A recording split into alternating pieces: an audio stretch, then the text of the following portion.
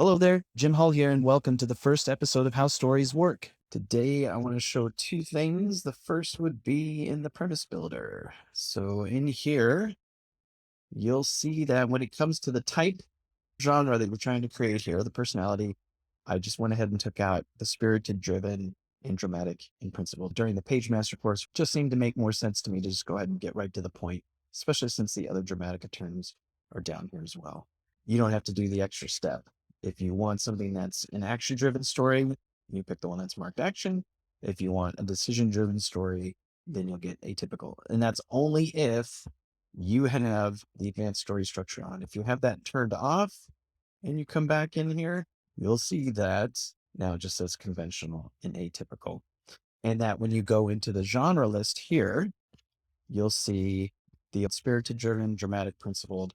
So if you're not really quite sure about all the dramatic terminology, but again, you can just go ahead and turn that back on, come back into here. And then when you go into the genres now, it'll tell you, hey, for an action thriller, the conventional kinds of stories are action driven, atypical are decision driven. And as I go through all the different story forms, you'll see, okay, conventional crime thrillers are action driven. Haven't found any that were decision driven. And then you can build a story from that. And then the other thing I want to talk about also here with the premise builder, and it came up as we were building the story in class, just making up one out of nowhere. And I want to make this a lot clearer too, but this character section, which over here in the premise, you have the character element and the plot element.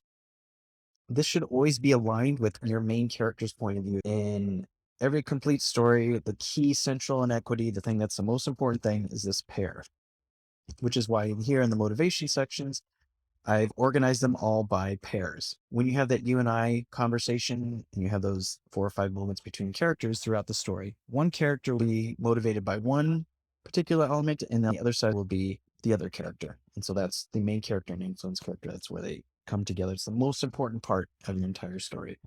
Today, we were doing a psychological thriller and we had pulled the main character through line into here, something closer to Memento, kept it conventional.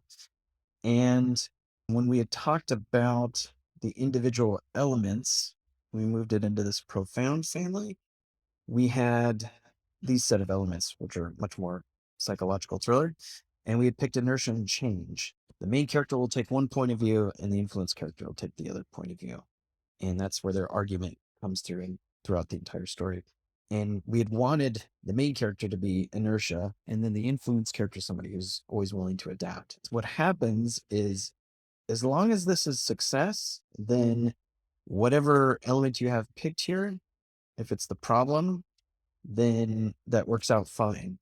When you switch to something that's a tragedy, now that flips in that the main character is coming from the solution. They have the right idea.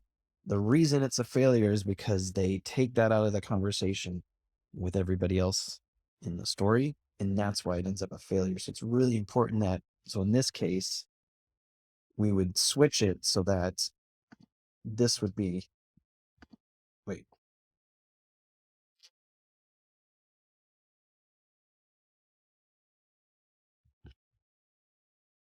So it's really important that